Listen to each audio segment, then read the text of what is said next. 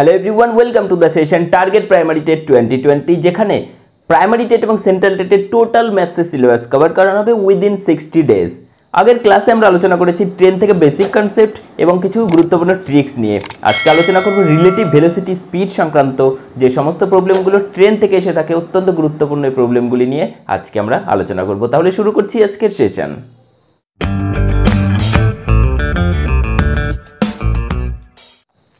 প্রথমে আমরা দেখে নেব রিলেটিভ স্পিড বা আপেক্ষিক গতিটা কি। দেখো, মনে করো যে একটি ট্রেন এ, অপর একটি ট্রেন রয়েছে কি বি, এরা যাত্রা শুরু করেছে এখান থেকে এবং এরা এখান থেকে, দুটো একই ডিরেকশানে যাচ্ছে, একটা এক্স গতিবেগে যাচ্ছে, একটা ওয়াই গতিবেগে যাচ্ছে। আমরা অনেক সময় খেয়াল করে থাকবো যখন দুটো ট্রেন পাশাপাশি ট্র্যাকে চলছে একই দিকে অভিমুখে, তখন কোনো একটি ট্রেন অপর ট্রেনকে অতিক্রম করতে অনেক বেশি সময় লাগে বা অনেকক্ষণ তারা একই সাথে চলতে থাকে। এর কারণ কি? Relative speed. ওকে, এক্ষেত্রে দুটোর স্পিড যদি এক্স এবং একটা ওয়াই হয়, তাহলে এক্ষেত্রে যে স্পিডটা কাজ করবে সেটা হচ্ছে রিলেটিভ স্পিড, যেটা কি এক্স মাইনাস ওয়াই। ওকে, অর্থাৎ মাইনাস হয়ে যাবে। কোনটা থেকে মাইনাস হবে? যেটা বড় সেটা থেকে মাইনাস হয়ে যাবে। এখানে যদি ওয়াই বড় হয় তাহলে ওয়াই মাইনাস এক্স হবে, সিম্পল। যদি মনে করো যে এখানে 45 স্পিডে চলছে, এ 55 স্পিডে চলছে, তাহলে হয়ে যাবে 55 মাইনাস 45। ওকে, এটা হচ্ছে রিলেটিভ স্পিড। সেই কারণেই কিন্তু অনেক সময় বেশি লাগে একটা ট্রেন অপরটিকে অতিক্রম করতে। কিন্তু যদি উল্টো ঘটনা ঘটে, অর্থাৎ দুটো বিপরীত দিকে চলে, মনে করো যে এটার ডিরেকশন আমি চেঞ্জ করে দিচ্ছি, এই বি ট্রেনটা যাচ্ছে এবার এদিক থেকে এদিকে, এ ট্রেন যাচ্ছে এদিক থেকে এদিকে, কিন্তু স্পিড আমি ধরলাম একই রয়েছে, এটা এক্স এটা ওয়াই। এক্ষেত্রে রিলেটিভ স্পিড হয়ে যাবে কি? রিলেটিভ স্পিড হয়ে যাবে প্লাস। আমরা খেয়াল করে থাকবো যখন পাশাপাশি ট্র্যাকে বিপরীত দিকের ট্রেন দুটো চলে তখন প্রচণ্ড গতিতে তারা ক্রস করে চলে যায়। অর্থাৎ এই ক্ষেত্রে কেন এত ফাস্ট যায় সেটা হচ্ছে রিলেটিভ স্পিড এখানে কিন্তু যোগ হয়ে যায়। অর্থাৎ দেখো, এটা এক্স এটা ওয়াই যদি হয় তাহলে এক্স প্লাস ওয়াই হবে। একই রকমভাবে এটা 45, এটা যদি 55 হয়, এক্ষেত্রে কী হবে? যোগ হয়ে যাবে, অর্থাৎ কত হবে? 100। এটাই হচ্ছে ফ্যাক্ট। ওকে, তো এখান থেকে কি ধরনের প্রবলেমগুলো আসে যেগুলি আমাদের পরীক্ষায় করতে হয়, দেখে নেবো সেই সমস্ত প্রবলেমগুলো। দেখো, আজকে প্রথম প্রশ্ন যেটা রয়েছে, 140 মিটার দীর্ঘ একটি ট্রেনের গতিবেগ 60 কিলোমিটার প্রতি ঘন্টা। এবার কি? বিপরীত দিক থেকে আসা একটি ট্রেন যেটার গতিবেগ 40 কিলোমিটার প্রতি ঘন্টা এবং দৈর্ঘ্য রয়েছে কি 160 মিটার। তো সেই ট্রেনটিকে অতিক্রম করতে কত সময় লাগবে সেটা আমাদের নির্ণয় করতে বলা হয়েছে। এক্ষেত্রে দেখো, স্পিড যেটা হবে, প্রথম ট্রেনের স্পিড রয়েছে কত? 60 এবং দ্বিতীয়টি রয়েছে 40, তাহলে 60 প্লাস হচ্ছে কত? 40, অর্থাৎ 100 কিন্তু কিলোমিটার পার আওয়ার। ওকে, এটাকে আমরা কি করব? মিটার পার সেকেন্ডে বের করে নেব, কারণ ডিস্টেন্সটা মিটারে রয়েছে। তাহলে 100 ইন্টু কি বলেছি? কিলোমিটার থেকে মিটার পার সেকেন্ডে করতে 5/18 দিয়ে গুণ করতে হবে। আমরা এটাকে কোনো রকম ক্যান্সেল করছি না, এইভাবেই রেখে দিচ্ছি, কারণ আমাদের ক্যান্সেল করতেই হবে, তো একবারে করে নেব আমরা। এবার দেখো, এটা হচ্ছে কি? এটা হচ্ছে টোটাল স্পিড। ওকে, আচ্ছা, এই ক্ষেত্রে স্পিড প্লাস কেন হলো? কারণ বিপরীত দিক থেকে আসছে, সেই জন্য এটা কিন্তু রিলেটিভ স্পিড। ওকে, রিলেটিভ স্পিড আমি এখনই বলেছি যে বিপরীত দিক থেকে আসবে তখন প্লাস হয়ে যাবে, সেই জন্য কিন্তু এটা প্লাস হয়ে গিয়েছে। ওকে, এবার দেখো যে দূরত্ব অতিক্রম করতে হবে সেটা কত হবে? প্রথম ট্রেনের দেখো দৈর্ঘ্য 140 মিটার এবং দ্বিতীয় ট্রেনের দৈর্ঘ্য 160 মিটার। তাহলে যখন দ্বিতীয় ট্রেনকে অতিক্রম করবে তখন কি করতে হবে? টোটাল ডিস্টেন্স অতিক্রম করতে হবে নিজের প্লাস দ্বিতীয় ট্রেনের দৈর্ঘ্য। তাহলে টোটাল যেতে হচ্ছে দেখো 140 প্লাস 160 অর্থাৎ 300 মিটার। এই 300 মিটার যেতে তাহলে কত সময় লাগবে? দেখো, 300 ডিভাইডেড বাই স্পিড কত? এক্ষেত্রে কিন্তু রিলেটিভ স্পিডটাই কাজ করবে। ওকে, তাহলে 500/18, 18টাকে উপরে নিয়ে গেলাম, তাহলে দেখো 0 0 ক্যান্সেল হয়ে যাচ্ছে। টোটাল দেখো 3 18 কত হচ্ছে? 54/5। কীভাবে এটাকে দেখো ভাগ করব? উপরে 2 দিয়ে গুণ করে দিলে কত হচ্ছে? 4 দুগুণ 8, 5 দুগুণ 10, তাহলে হয়ে যাচ্ছে অ্যান্সার 10.8। কেন 10.8? দেখো, আমি উপরে এবং নিচে দুটোকেই 2 দিয়ে গুণ করে দিয়েছি, তাহলে নিচে হচ্ছে 5 দুগুণ 10, উপরে 2 দিয়ে গুণ করলে 108। তাহলে দেখো, নিচে যখন 10 হয়ে যাচ্ছে, 10 দিয়ে ভাগ করার জন্য আলাদা করে কোনো ভাগ করতে হয় না, জাস্ট পয়েন্ট এক ঘর সরিয়ে দিয়েছি। ওকে, তো এই ধরনের ছোটো ছোটো ট্রিক্সগুলো কিন্তু তোমাদের ইউজ করতে হবে পরীক্ষায় সময় বাঁচানোর জন্য। তাহলে আশা করি বুঝতে পেরেছো। চলে যাবো নেক্সট কোশ্চেন। নেক্সট কোশ্চেন অত্যন্ত ইম্পর্ট্যান্ট কোশ্চেন রয়েছে। দুটি ট্রেন একই সময়ে হায়দ্রাবাদ এবং দিল্লি থেকে রওনা হয়েছে যথাক্রমে 80 কিলোমিটার পার আওয়ার এবং 95 কিলোমিটার পার আওয়ার গতিবেগে। এবার কি বলা হয়েছে? তারা মিলিত যখন হয় তখন দেখা যায় যে একটি ট্রেন অপরটি থেকে 180 কিলোমিটার বেশি পথ অতিক্রম করেছে। তাহলে যেটা প্রশ্ন করা হয়েছে সেটা দিল্লি এবং হায়দ্রাবাদের ডিস্টেন্স কতটা। দেখো আমরা যদি ধরে নিই এটা দিল্লি এবং এটা হায়দ্রাবাদ, তারা কি এই অভিমুখে এবং এরা এই অভিমুখে রওনা দিয়েছে। এর 80 কিলোমিটার গতিবেগের 95 কিলোমিটার প্রতি ঘন্টা। এবার দেখো এদের মধ্যে কোনো একজন 180 কিলোমিটার বেশি গিয়েছে, অবশ্যই কে যাবে? এ বেশি যাবে। কেন? কারণ এর গতিবেগ বেশি। কতটা বেশি?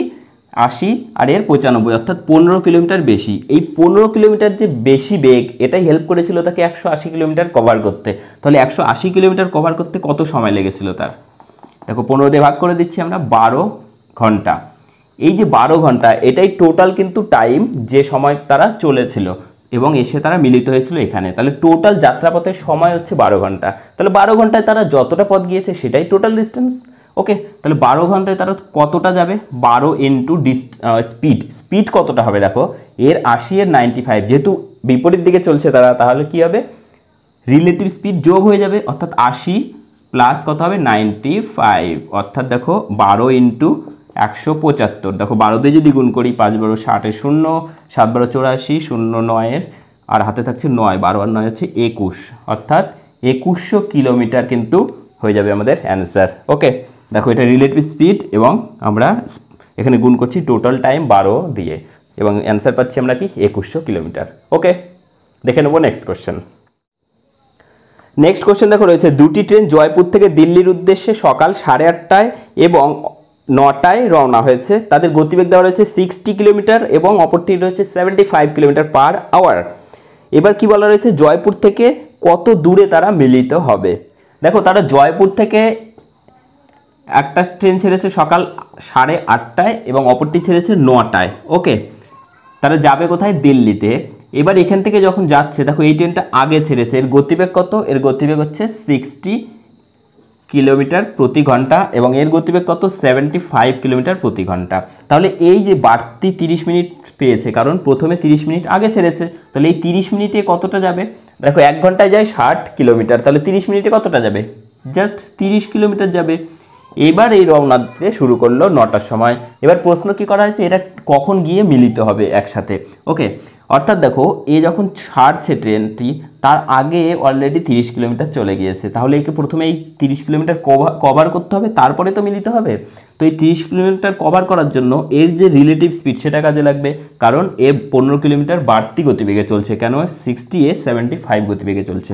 তাহলে 75 মাইনাস 60, অর্থাৎ এই যে 15 কিলোমিটার রিলেটিভ স্পিড, এটাই হেল্প করবে তাকে কিন্তু এগিয়ে নিয়ে যেতে, যাতে করে সে এর সাথে মিলিত হতে পারবে। তাহলে দেখো এই 30 কিলোমিটার যেতে এর কত সময় লাগবে?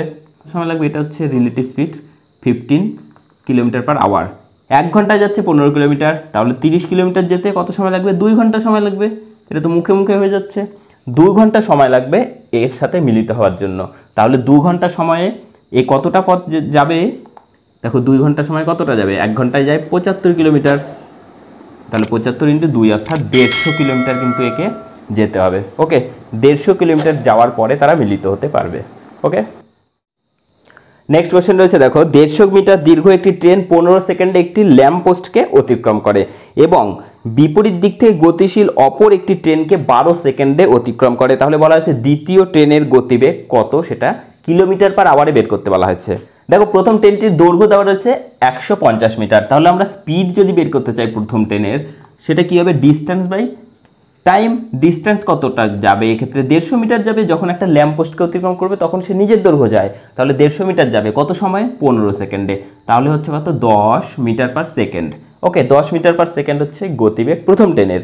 এবার দেখো দ্বিতীয় ট্রেনকে অতিক্রম করবে 12 সেকেন্ডে। দ্বিতীয় ট্রেনের দৈর্ঘ্য সমান, তাহলে দ্বিতীয় ট্রেনকে অতিক্রম করার জন্য টোটাল ডিস্টেন্স যেতে হবে 150 নিজের প্লাস দ্বিতীয় ট্রেনের 150, অর্থাৎ টোটাল যাবে কত?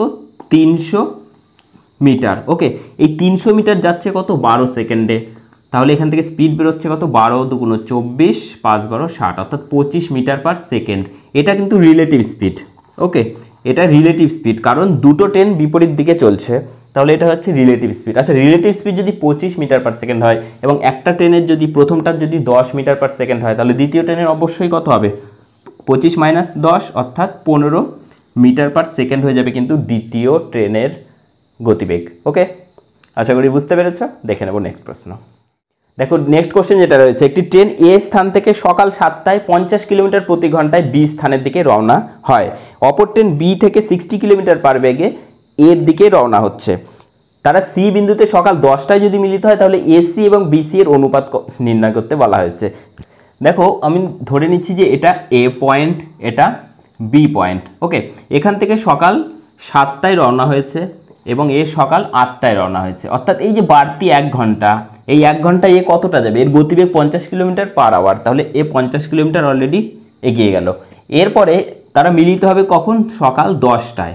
এই পয়েন্টটার নাম কি? C point. ওকে, এই যে সকাল 10টা, অর্থাৎ এখানে কিন্তু 8টা বাজে, এখন 7টা থেকে 8টা, এবার 8টা থেকে আর 2 ঘন্টা পরে মিলিত হবে। 2 ঘন্টায় কতটা যাবে? 100 কিলোমিটার যাবে, কারণ 50 কিলোমিটার প্রতি আওয়ার এর গতিবেগ, আর এ কতটা যাবে? এর 60 কিলোমিটার পার আওয়ার গতিবেগ, তাহলে এ 2 ঘন্টা যাবে 120 কিলোমিটার। ওকে, এবার দেখো অনুপাত বের করতে বলা আছে এসি ইজ টু বিসি। ওকে, দেখো এই টোটাল এসি কত হচ্ছে? 50 প্লাস 100 অর্থাৎ 150।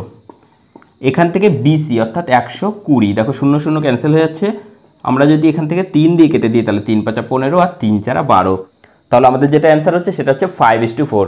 নেক্সট কোশ্চেন খুবই ভালো প্রশ্ন রয়েছে। একটি ট্রেন দুটি ব্যক্তিকে 6 সেকেন্ড এবং 5 সেকেন্ডে অতিক্রম করে এবং ব্যক্তি দুটি ট্রেনের বিপরীত দিকে যথাক্রমে 5 মিটার পার সেকেন্ড এবং 10 মিটার পার সেকেন্ড গতিবেগে চলছিল। তাহলে যেটা প্রশ্ন করা হয়েছে সেটা হচ্ছে ট্রেনের দৈর্ঘ্য কত। ওকে, আমরা যদি ধরে নিই যে ট্রেনটা ছিল তার হচ্ছে স্পিড, আমরা যদি ট্রেনের স্পিড ধরে নিই এক্স মিটার পার সেকেন্ড, তাহলে দেখো প্রথম ব্যক্তিকে যখন অতিক্রম করে, প্রথম ব্যক্তি কত গতিবেগে ছিল?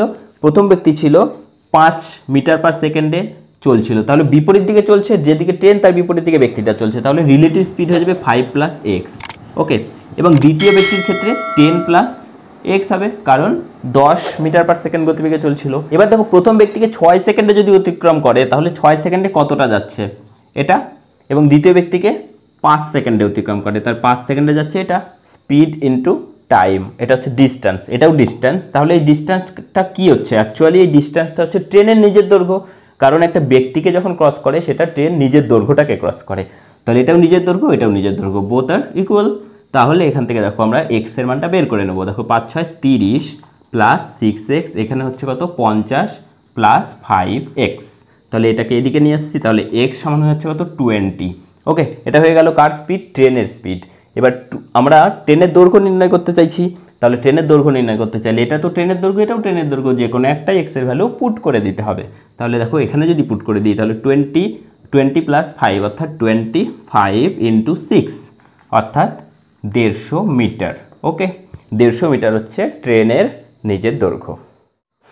নেক্সট কোশ্চেন রয়েছে, খুবই ভালো কোশ্চেন রয়েছে, কি দুটো ট্রেনের গতিবেগের অনুপাত 3:4, তারা সমান্তরাল ট্র্যাকে চলছে বিপরীত দিকে। এবার তারা যদি প্রত্যেকে 3 সেকেন্ডে কোনো ল্যাম্পপোস্টকে অতিক্রম করে, তারা নিজেদেরকে কত সময়ে পরস্পরকে অতিক্রম করবে? দেখো গতিবেগের অনুপাত যেটা দেওয়া রয়েছে সেটা হচ্ছে 3:4। ওকে, এবার কি বলা রয়েছে? তারা 3 সেকেন্ডে কোনো ল্যাম্পপোস্টকে অতিক্রম করছে। আচ্ছা, 3 সেকেন্ডে ল্যাম্পপোস্টকে অতিক্রম করা মানে কি? ট্রেন নিজের দৈর্ঘ্য অতিক্রম করা। তাহলে এ 3 সেকেন্ডে কতটা যাবে? পুরোটাই আমরা ইউনিট ধরে করব। ওকে, তাহলে 3 সেকেন্ডে 3 3 9, আর এখানে হচ্ছে ইন্টু 3 মানে 3 4 12, এটা হয়ে যাচ্ছে তার নিজের দৈর্ঘ্য, এটা হয়ে যাচ্ছে নিজের দৈর্ঘ্য। এবার আমাদের বের করতে বলা হয়েছে কি? তারা নিজেদেরকে কত সময় অতিক্রম করবে।